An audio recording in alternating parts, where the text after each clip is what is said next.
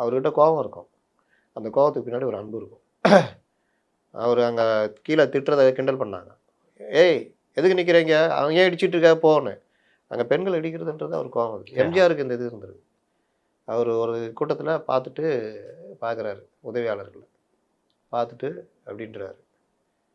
அவங்களாம் கீழே போகிறாங்க. ஒருத்தனை பிடிச்சி கொண்டு வரோம். எம்ஜிஆர் வாழ்க்கையில் வெளியில் வச்சு அடித்தது உள்ளே வச்சு அடித்தது வேறு கதை. அந்த இளைஞனை ஒரே அறை விட்றாரு. பெண்கள்கிட்ட வந்து இது பண்ணுவியா நீ அப்படின்னு. பெண்களை இடிக்கிறத பார்த்துட்டு இது பண்ணி நான் இருக்கிற கூட்டத்தில் இன்னும் நான் உன்னை எங்கேயும் பார்க்கக்கூடாது. அது அந்த மாதிரி விஜயகாந்த்ட்டு அந்த ஒரு எண்ணம் இருந்தது. விஜயகாந்த் மிக மிக ஒரு பணக்கார வீட்டு ஒரு மில் முதலாளியுடைய பையனாக இருந்தாலும் அவர் தானே உழைச்சி இது பண்ணுறதுக்கு சென்னைக்கு வர்றாரு. அவரும் இப்ராஹிம் ராவுத்தரும் சாப்பாட்டுக்கு வழி இல்லாமலாம் கஷ்டப்பட்ட காலம் உண்டு. ரஜினிகாந்துடைய இன்ஸ்பிரேஷனு அவருக்கு திரைத்துறையில் நுழையிறதுக்கு ஒரு வாய்ப்பாக இருக்குது. கருப்பு நடிகர்கள்னால் வரலாம் அப்படின்னு. அந்த கண்கள் அந்த இது அவருடைய அந்த இயற்கையாக ஒரு விவசாயிகள் இந்த இதுடைய ஒரு நான் நேரில் பார்த்தப்போ வியந்து பார்த்தேன். அந்த மாதிரி ஒரு போஸ்டர், ஒரு உடம்பு, ஒரு தன்மை. அப்போ அவர் வந்த புதுசில் அவர் சின்ன சின்ன ரோலு ரொம்ப கஷ்டம் இதெல்லாம். ஒரு நாள் காலையிலேருந்து ஷூட் ரெடி ஆகுது. முக்கியமான நடிகை நடிக்கிறாங்க.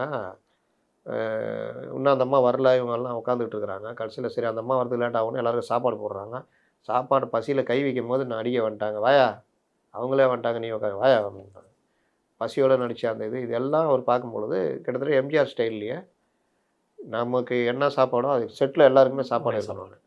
அதெல்லாம் கூட விஜயகாந்த்கிட்ட பிடிச்ச விஷயம் அவர் பட்ட கஷ்டத்தை. அந்த ராஜாபாதர் தெரு டி நகரில் இருக்குது. அங்கே மதிய உணவு இரவு நீங்கள் எப்போ வேணாலும் சினிமா சான்ஸுன்னு இல்லை, எந்த இளைஞர்கள் இருந்தாலும் யாராக இருந்தாலும் அங்கே சாப்பாடு போட்டாங்க. ஜேன்னு வந்து சாப்பிடுவாங்க. சினிமா தேடி சான்ஸுக்கு தேடி வந்தவன் அவன் ஏதாவது போவான், எங்கேயா படுத்துக்குவான். சாப்பாடு அன்றைக்கி அம்மா உணவும் கிடையாது. அப்போ அங்கே வந்து சாப்பாடு சாப்பிட்டுக்குவாங்க. இன்றைக்கும் நீங்கள் விஜயகாந்த் ஆஃபீஸுக்கு போனீங்கன்னா அந்த சாப்பாடு இருக்குது. விஜயகாந்த் இருக்கிற வரைக்கும் இருந்தது. அவர் மறைந்த பிறகும் இன்றைக்கும் அந்த இதில் சாப்பாடு போடுறாங்க.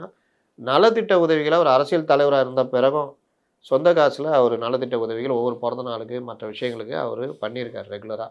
அந்த மாதிரி தன் கையில் இருக்கிறத கொடுக்கணுன்ற அந்த எம்ஜிஆருடைய பாணியை வந்ததுனால தான் அவரை கருப்பு எம்ஜிஆர்னு பாராட்டினாங்க. திரைத்துறையில் அவர் பட்ட கஷ்டங்கள்லாம் வந்து ஏராளம். நீங்கள் எம்ஜிஆருக்கு மாதிரி அவருக்கும் ஏகப்பட்ட கதைகள் உண்டு. யாரை கேட்டாலும் எனக்கு இப்படி ஹெல்ப் பண்ணாரு, இந்த இடத்துல இது இறங்கி பண்ணார், இந்த இடத்துல எனக்காக என்ன ஆளுமை திறன்.